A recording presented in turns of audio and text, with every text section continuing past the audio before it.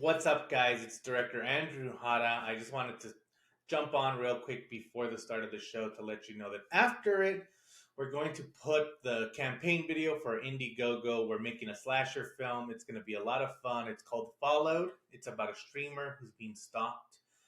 It's very creative. We're really excited to make it, but we need your help. So please check out the Indiegogo campaign at the end of this and then follow the link. It's going to be in the pinned comment and in the description.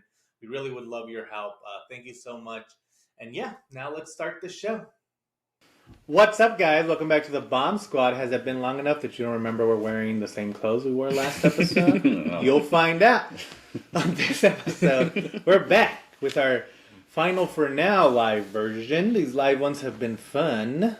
Cabin episodes. Yeah. And we're covering, well, I don't know if you've been noticing because I didn't really bring it up, but hopefully we've been covering famously bad movies that, these are movies that we eventually want to cover. Yeah. But it was like, when we're together, might as well do it, make it even specialer. Yeah, which right. was... Punish ourselves with a continuous stream. Have someone to commiserate with as we're all, looking at our feet during any of these films.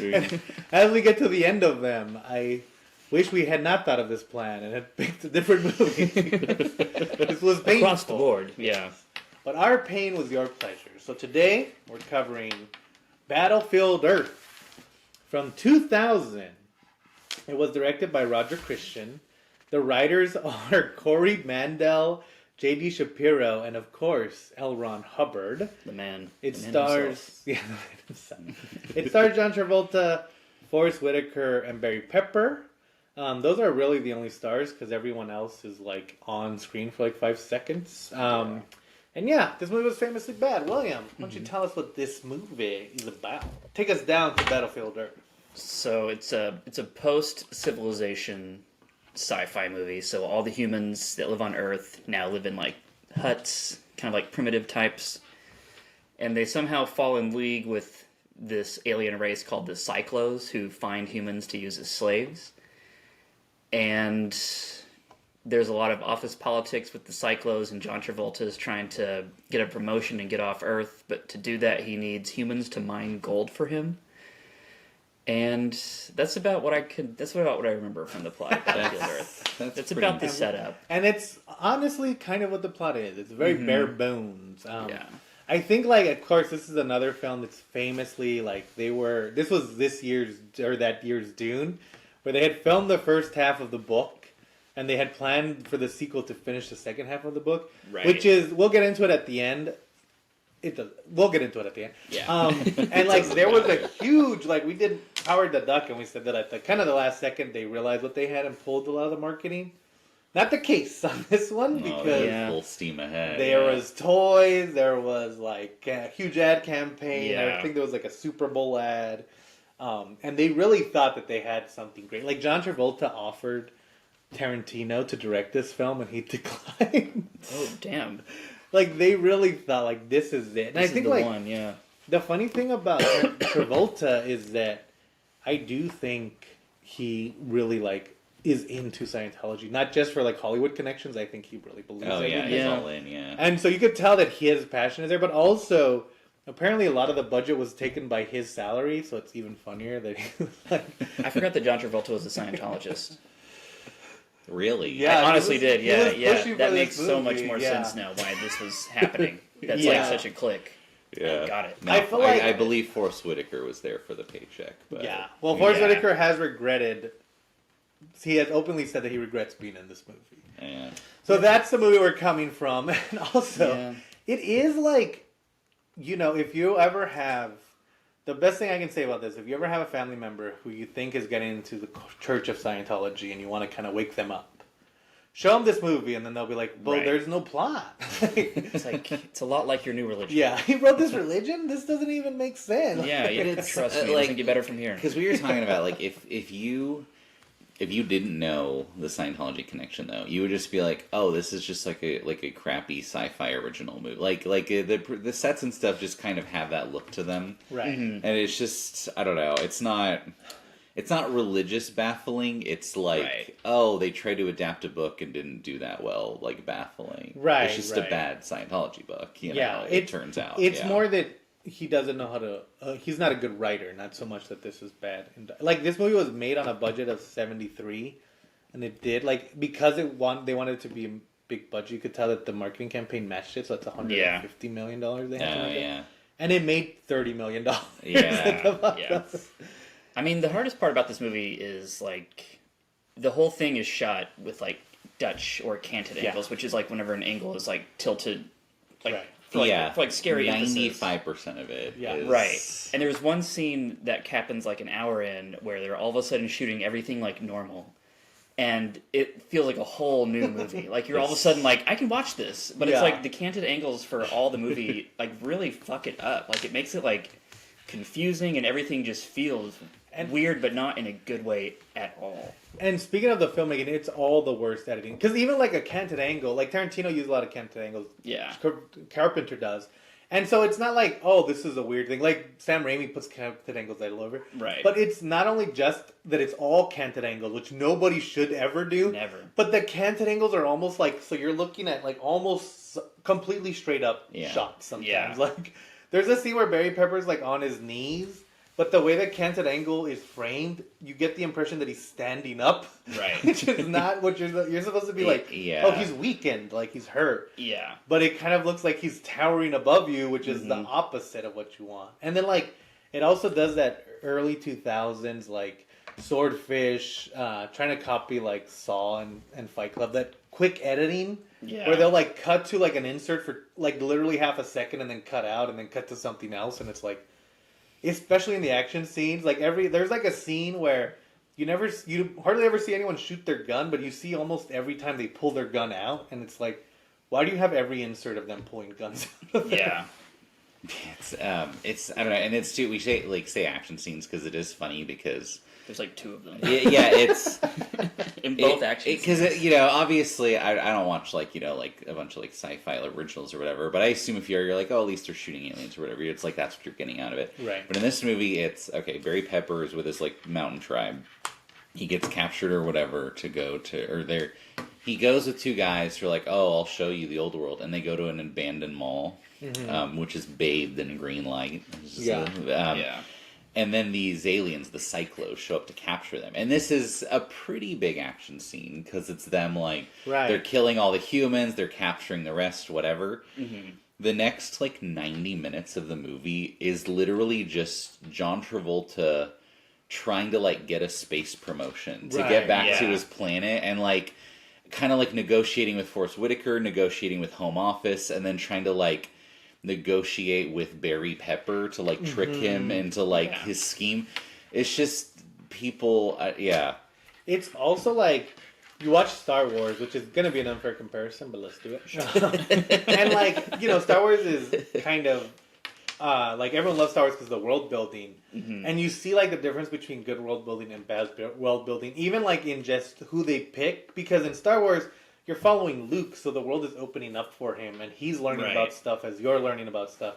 But in this one, we're following John Travolta for the most part for the world building, and so it like then we see John Travolta like begging his boss for a raise. Yeah, we've seen John Travolta like getting duped over by the bartender, and it's like this is our main villain who should be scared of. Yeah, it's very like it's like Dwight on The Office, like where he's like, I have this scheme. Oh, my scheme got foiled, and it's almost played for laughs. But you're like, isn't this the antagonist? Like, shouldn't I not be watching him bumble through? Right. You should also say too. Okay, so they're basically made up to look like Klingons, with smooth heads, so just 5 heads, smooth-headed Klingons, and then the politics is all the like, oh, I'm trading gold bars for wives. It's kind of like the Ferengi from Star Trek. It's very Star Trek coded, but bad. Yeah.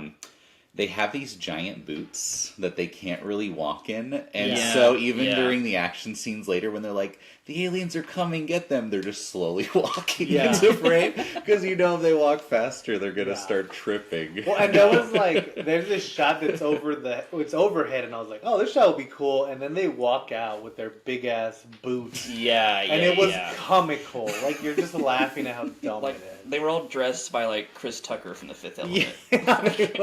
He's like, these are my bodyguards. Yeah.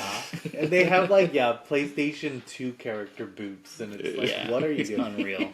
And then, like, yeah, so much of it is about inner politics. And it's like, yeah, that's fine. But, like, we have to understand what that... Because, like, Dune is a lot kind of that, where it's like... Yeah. House Atreides has made a treaty with them, and then Harlequins are making a treaty. And, like, so you can do it, but it's like... Right. Yeah. like, when they're talking about it, they're like, oh, we're going to kill these people. Like, you know what they're doing? It's not just John Travolta crying.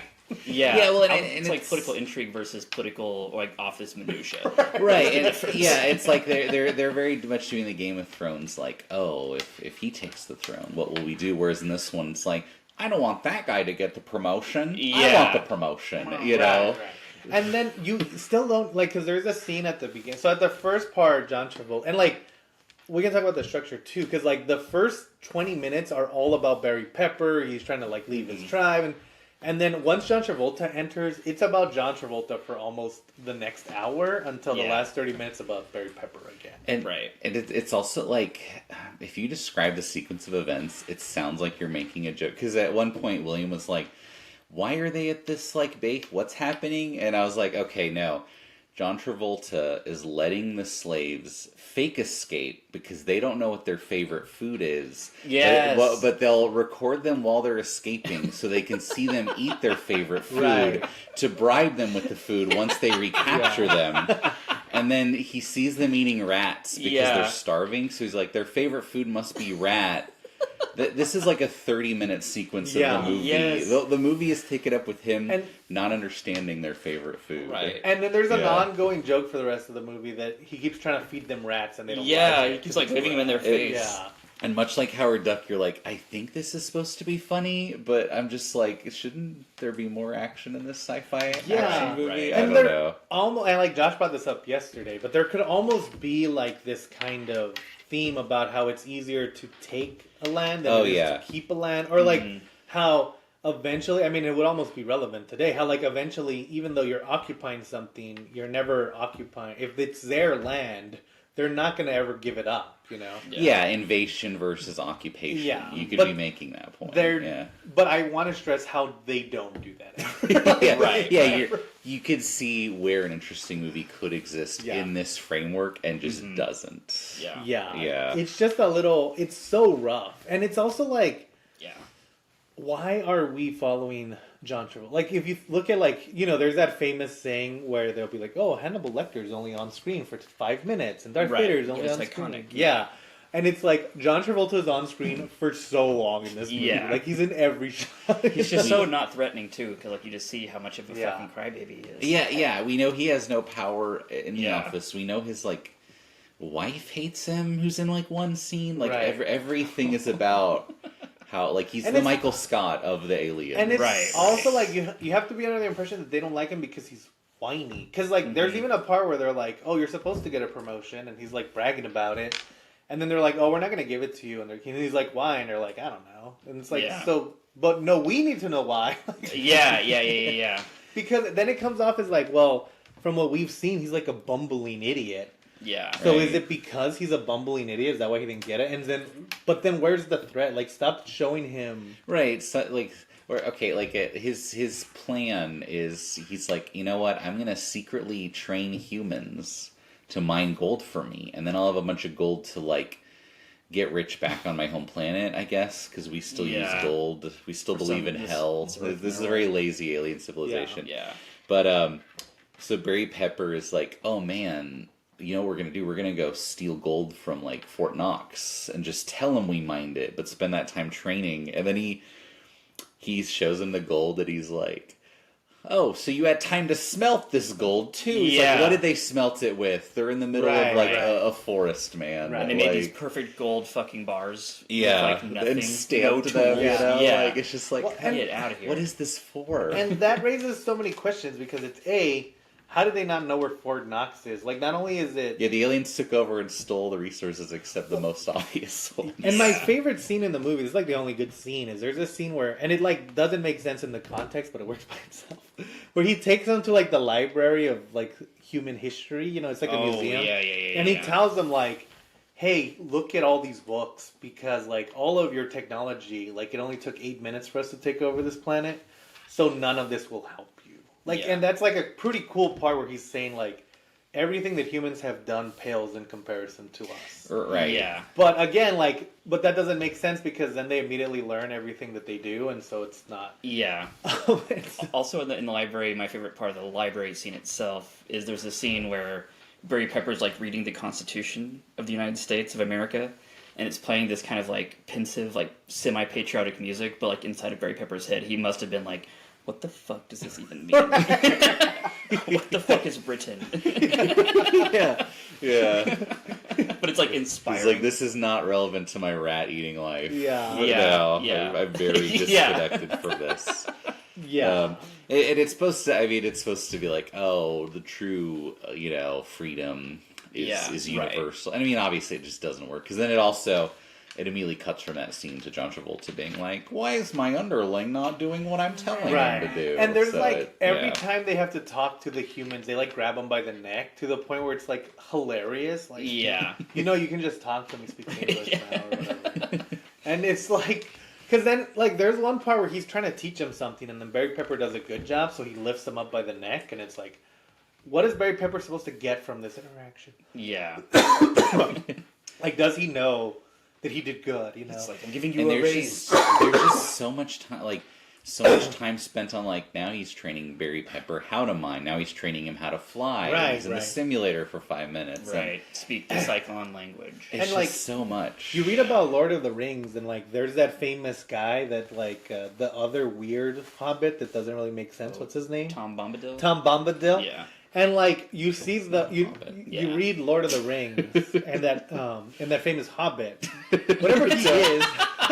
Don't. But like they took him out because it's like, hey, this guy doesn't really matter in the great. This doesn't scheme of Right, fit. things. right, Yeah. And so let's take him out so that we can. Well, and that is the streamline like it, the book adaptation to movie, and a lot of movies, even successful ones, will make this mistake. But this movie's just all that. It's like it's all Tom. Yeah. And it's like, this feels more like The Hobbit, where it's like they had to fill up 3 movies, so they're just throwing in anything they possibly Like, could. I don't know, it's a Absolutely. gold smelting sequence, I guess. Yeah, no, And- it's bad. Again, okay, now that we've kind of come to the end of it. So then, which again doesn't make sense, because again, my favorite scene is the scene where John Travolta tells him, hey, none of your technology worked against us. And then they immediately find out that, or they start learning how to use jet planes that are 1,000 years old and also have just been sitting in open air this whole time.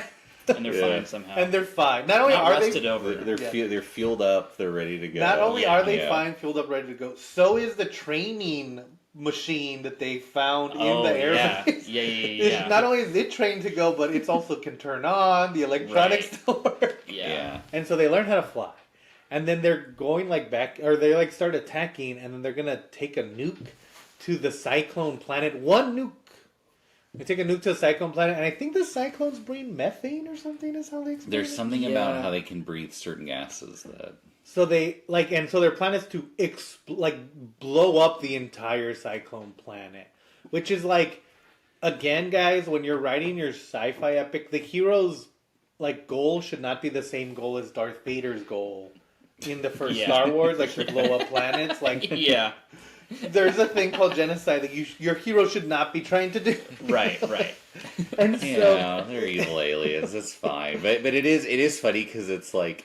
It's not even like an Oppenheimer style, like giant. It's literally like a suitcase that has a Right. nuclear symbol on it, and this Yeah. bomb blows up the entire planet. And so it blows up the entire planet. And again, like, this was supposed to be Dune. And I remember when I watched Dune first, people would say, like, oh, did you like it? And I was like, I did like it a lot, but it's going to really depend on the second half. Because this is very much half a story. Yeah. Like, I don't know what else they would do in Battlefield Earth. They blew up the entire planet. I know, it feels like over. It feels like that's a long fucking book. They did- if well, there's another half. That is funny too, because they just have John Travolta like in captivity at the end, and they're like, "You're gonna help us because there's probably other cyclones out there, and you're gonna help us stop them." And so the implication is that they want to kill every single cyclone that's ever been born. Like, they've already Right. done a very... They're doing. yeah. But now they just want to wipe out the entire species. And again... Yeah, I guess that's kind of Dune-ish. Yeah, but like it's A not Butlerian in gentleman. Dune-ish. They're like, hey, this is bad. Yeah. The ultimate moral is this is not Don't do good. this. Not Yeah. L. Ron Hubbard never quite got there. Right, He's like, like, yeah, no, fuck 'em. let's go. Take there. over. And the weirdest thing is L. Ron Hubbard was like writing this book, and then he was like, "I could make my own religion." Yeah. It's like, He was very take over confident. all of Hollywood. How do I do this? And it's like, and again, it's just such a weird, like, for Travolta to make this a vanity project, but also, because he had been trying to get this made for like 20 years, but then also be like, but I'm not going to take a pay cut. Like, you're going to pay me my full post-Pulp Fiction salary for this. You know? And it's like, I do remember, like, the toys being at Suncoast Video, and you could, like, and I was like, what the hell is these things? Yeah. Are there any aliens in this movie? I mean, I would just be like, oh yeah, it's like a Klingon, like an off-brand one. Yeah.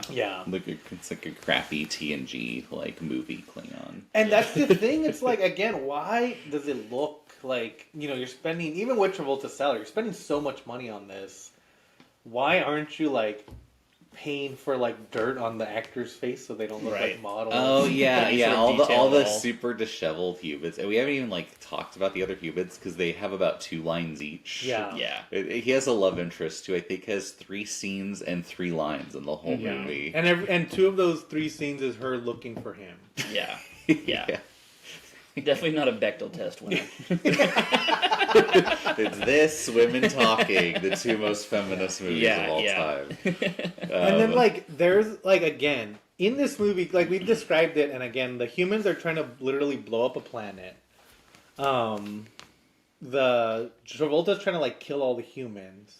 Mm-hmm. But then there's also a subplot about Travolta having, like, a bitchy, like, feud with the bartender because that's like the first scene of Travolta. He's a bridge burner. He does not keep bridges alive. What's funny though is like the whole movie, he's like super like, oh, I'll betray anyone to get ahead, and then near the end, he finds out Forrest Whitaker like literally was going to like betray him and like screw him over, right?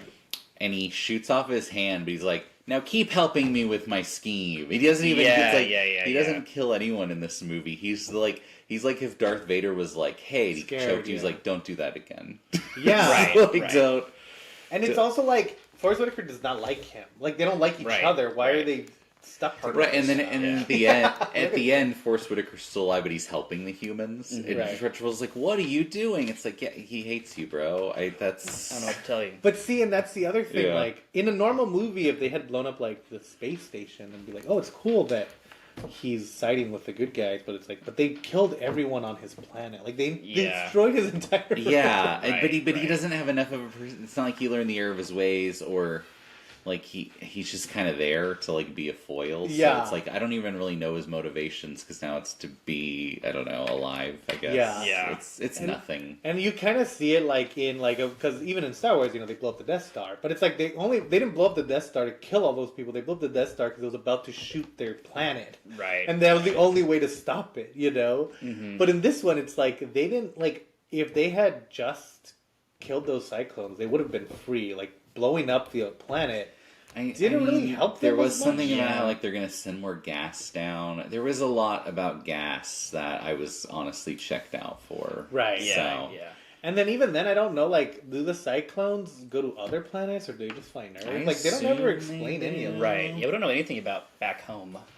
Yeah, I know. You actually you see a few shots back home, and it's just Blade Runner LA because it's just a big city. Yeah. It's like a refinery planet. It's Harkonnen or whatever the Dune bad guys are. Yeah, the Harkonnen, but not good. Yeah. And so it's just such a weird, like, what are you doing? Everything. Right. So again, I don't know. Out of all of them, the movies we saw live were Cemetery Man, which we're not going to count because that's actually a good movie. Good, yeah. Oh, man. It's unfair that we watched Cemetery Man for this. That was a nice rest. And also, I just want to say that we watched Cemetery Man and Last Action Hero first, and then we watched Howard the Duck and Battlefield Earth. Those should have been switched or mixed up somehow better. Right. We had a great first day, and then yesterday was like just... I mean, it was fun, but for a completely different reason. At one point, William was like on his phone, and Josh was just staring out the window.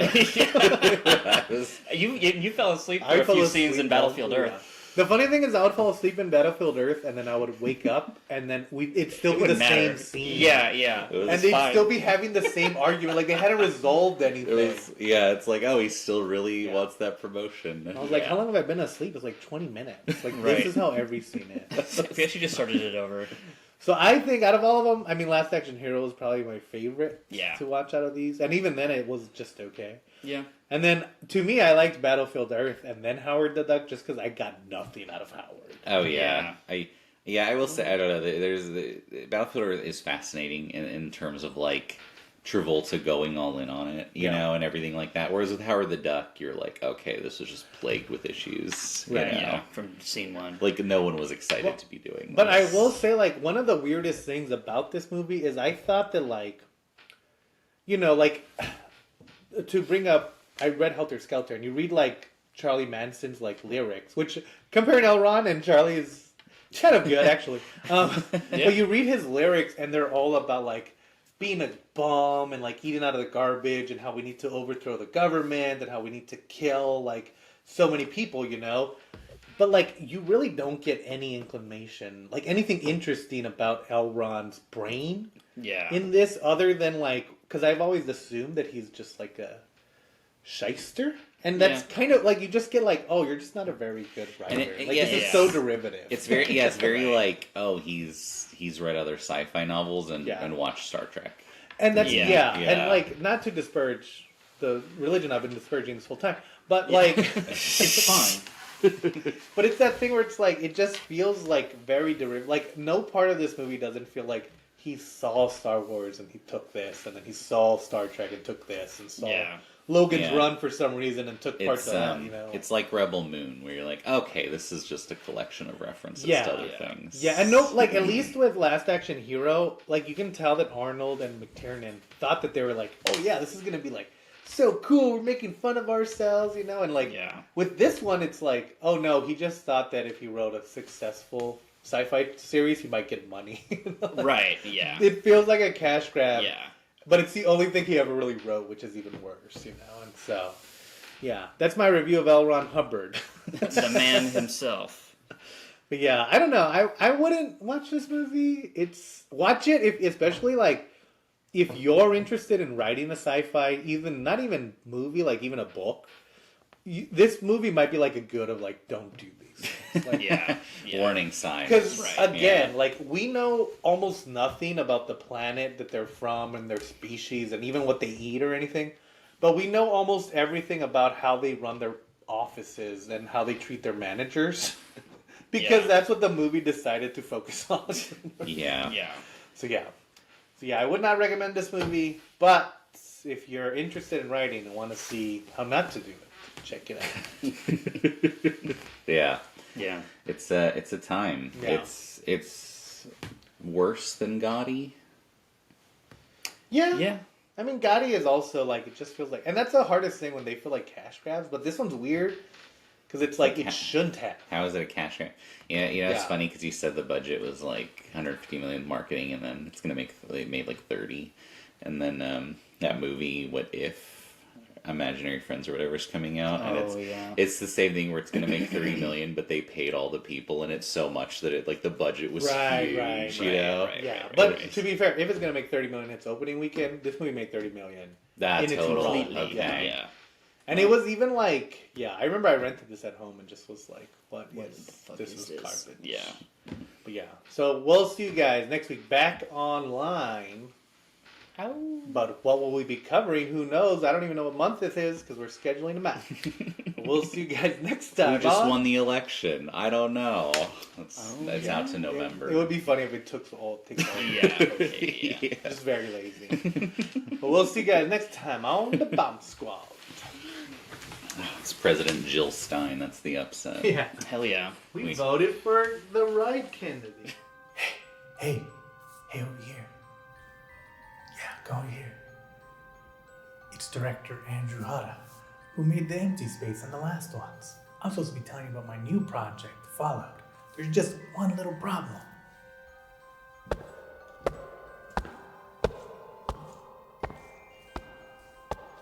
As you can see, I'm in a little bit of a pickle. But don't worry, with your help, we can figure it all out. So come on, let's go.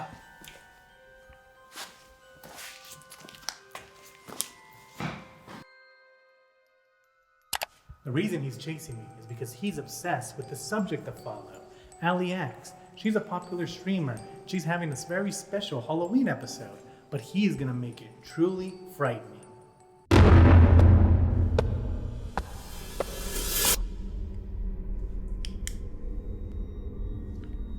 As the killer makes his way into the house, it's gonna be a fight to the death between Ali and her stalker, and there can only be one survivor.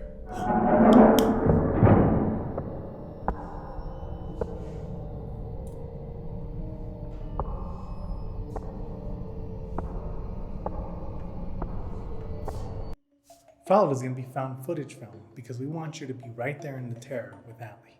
We're inspired by such films as Scream, District 9, and the entire giallo genre because we really want those colors to pop, especially the blood. Okay, I think we lost. Come on, let's go.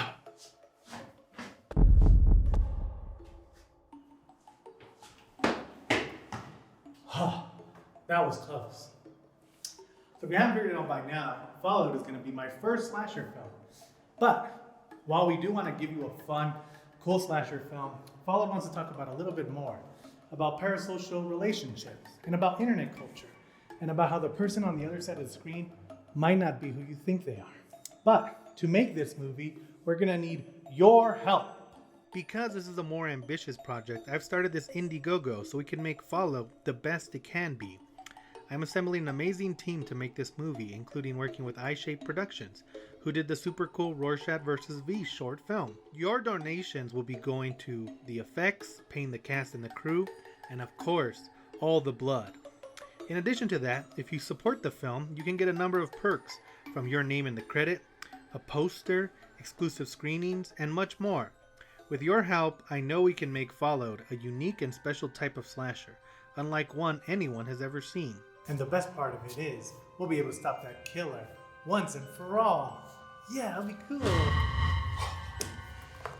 So donate today, before it's too late.